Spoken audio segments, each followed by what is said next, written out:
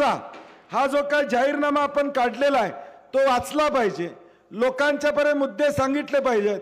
आम्ही माता भगिनींसाठी 3000 रुपये देणार आहोत, एसटीचा प्रवास मोफत त्या ठिकाणी देणार आहोत। हे करत असताना 5 वर्ष महागाई मात्र आटोक्यात आणणार हाही शब्द आम्ही देतो। महागाई मात्र आटोक्यात आणणार हाही शब्द आम्ही त्या ठिकाणी देतोय। पहिल्या 100 दिवसात वर्षभरामध्ये 2.5 लाख सरकारी नोकऱ्या भरल्या जातील हा शब्द आम्ही प्रामुख्याने यामध्ये त्या ठिकाणी देतोय। म्हणजे आज स्वयंपाकाला 6 सिलेंडर हे 500 रुपये मध्ये आपण देणार आहे। किती रुपये मध्ये? किती सिलेंडर? 6 सिलेंडर 500 रुपये मध्ये देणार आहे। शेतकऱ्यांना 3 लाखापर्यंत कर्जमाफी आपण या ठिकाणी करणार आहोत। बार्टी, महाज्योती आणि सारथी तर्फे देणाऱ्या शिष्यवृत्ती निधी त्याला आपण वाढवायचं काम प्रामुख्याने त्या ठिकाणी करणार आहोत। सगळ्यात मोठा विषय आहे की आज प्रत्येक घरामध्ये पोलीस भरती, वन खात्यातली भरती, तलाठी भरतीची पेपर त्या ठिकाणी या महाराष्ट्रामध्ये फुटले। आज गरिबातली मुलं, सामान्य माणसांची मुलं सरकारी नोकरीसाठी MPSCच्या परीक्षा देतात। परीक्षेचे वेळापत्रक येत नाहीत, परीक्षेचे निकाल वेळेवर लागत नाहीत, एज बार होतं, वय निघून जातं, तरी परीक्षेला बसायची संधी अनेकाला त्या ठिकाणी मिळत नाही। आज माझ्याकडे सत्ता नसली तरी किमान 10-15 दिवसातनं एकदा MPSCची मुलं येतात।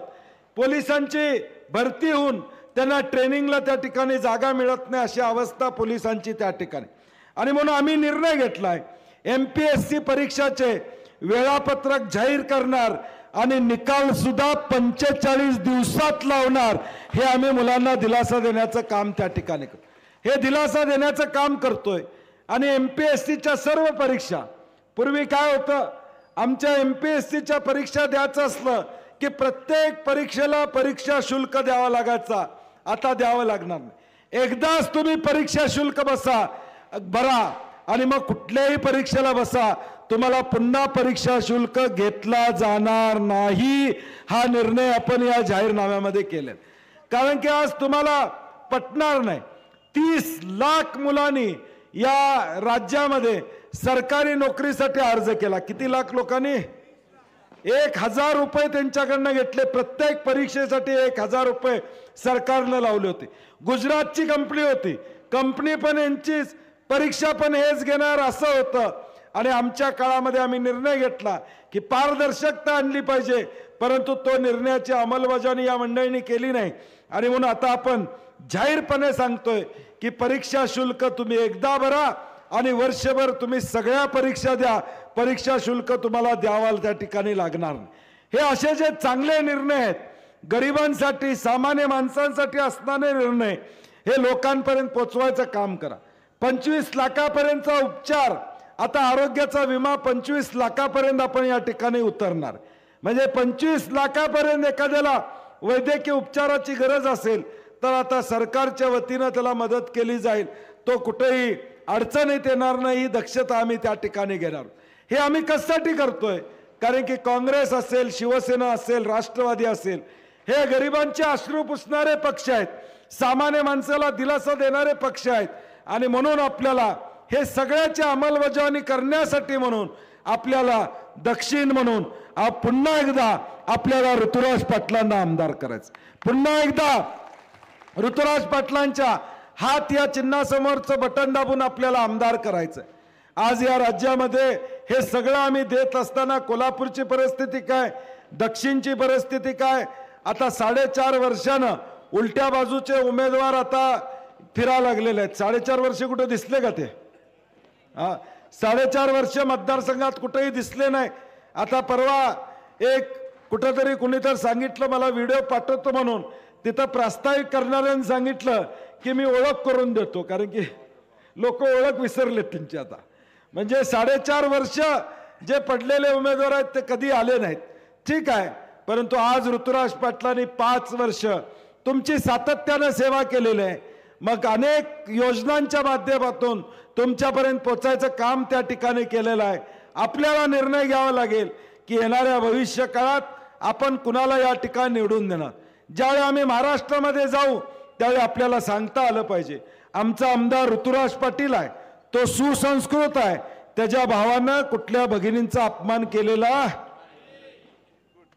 त्याच्या भावानं कुठल्या भगिनींचा अपमान केलेला नाही. आज आपण बघितलं राज्यसभा म्हणजे काय हो, या राज्यसभेतली तुम्ही नावं जरा वाचून बघा. 5-25 वर्षात राज्यसभेवर कोण गेलं हे जरा वाचून बघा. एक तर एकनिष्ठ लोक तिथं गेलीत किंवा एक तर बुद्धिजीवी लोक तिथं गेलीत. RBIचे माजी गव्हर्नर अशी सगळी मोठी लोक त्या ठिकाणी गेलीत. संजय पवारांसारखा एकनिष्ठ अगदी 1-2 मतात एकनाथ शिंदेनी किती 1-2 मतातच ना, 2 मतात, नाहीतर संजय पवार त्या राज्यसभेमध्ये खासदार झाले असते. अशी माणसं या राज्यसभेवर जातात. आता कुठल्या प्रतीची माणसं जातात हे परवा आपण वक्तव्य की माता भगिनींच्या बद्दल वक्तव्य त्या ठिकाणी केलं. दोष त्यांचा नाही, त्यांची पार्श्वभूमी गुंडगिरीची असल्यामुळे त्यांच्या मनातलं येते. पार्श्वभूमी गुंडगिरीची आहे, भाषा दादागिरीची आहे, जमिनी हडपण्याची भाषा त्यांची आहे, गुंडगिरीची भाषा असल्यामुळं तोंडात तेच येतंय की भगिनींची व्यवस्था करतो. व्यवस्था करतो म्हणजे काय करतो, आम्ही हे कोल्हापूर आहे, हे रांगडं कोल्हापूर आहे. त्याच दिवशी आमच्या भगिनींनी व्हिडिओ टाकले, फोटो काढा, आमचे फोटो काढा आणि काय करताय आम्हाला बघायचं आहे. मी देखील जाहीरपणे आपल्याला सांगतोय, कोल्हापूर आहे, असल्या धमकीला कोल्हापूरकर भीत नाहीत, असल्या धमकीला कोल्हापूरकर भीत नाहीत. छाती ठोकपणे आम्ही या ठिकाणी जातो. योजना काय तुमच्या घरची होती काय, पदरचे पैसे देत होतं का? उद्धव ठाकरे साहेबांनी देखील समाचार त्यांचा घेतला की स्वतःच्या घरचे पैसे देत असल्यासारखं हे अधिकाऱ्यांनी या ठिकाणी बोलतात. सरकारची योजना आहे, आमच्या करातनं आलेली योजना आहे, तुमच्या घरचा पैसा तुम्ही दिला नव्हता. परंतु या मंडळींची भाषा आता बदलत चाललेली आहे, गुंडगिरीची धमकीची भाषा चाललेली आहे, ज्याचा उल्लेख संजय पवारांनी त्या ठिकाणी केला. पुढचे 8 दिवस आपल्याला सतर्क लावावं लागेल. कारण नसताना वाद निर्माण करणं, वादाची ठिणगी या ठिकाणी करणं, हा प्रयत्न या मंडळींचा असणार आहे. त्यांना माहित आहे की ठिणगी तिने टाकली की वनवा पेटवायला मी गप बसणार नाही. माझी विनंती आहे, ठिणगी टाकू नका. बंटी पाटील गप बसणार नाही, परंतु संयमानं आम्ही निवडणूक जिंकणार आहे. आमचं आणि लोकांचं ऋणानुबंध आहे, आमच्या आणि लोकांची एक नाळ जुळलेली आहे, ती संस्काराची नाळ या ठिकाणी जुळलेली आहे, विकासाची नाळ या ठिकाणी जुळलेली आहे. आणि म्हणून आम्ही तुम्हाला सांगू इच्छितो की तुम्ही तुमच्या मार्गाने या ठिकाणी प्रचार करा, आम्ही आमच्या मार्गाने या ठिकाणी प्रचार करतो. आम्ही लोकांचा विश्वास घेऊन येणारी निवडणूक या ठिकाणी जिंकणार आहे. आम्हाला कुठली अडचणी निवडणूक जिंकण्यामध्ये या ठिकाणी कार्य. यावर तुम्हाला काय वाटते कमेंट बॉक्समध्ये लिहा. चॅनलला सबस्क्राईब केले नसेल तर नक्की सबस्क्राईब करा. जगात भारी कोल्हापुरी.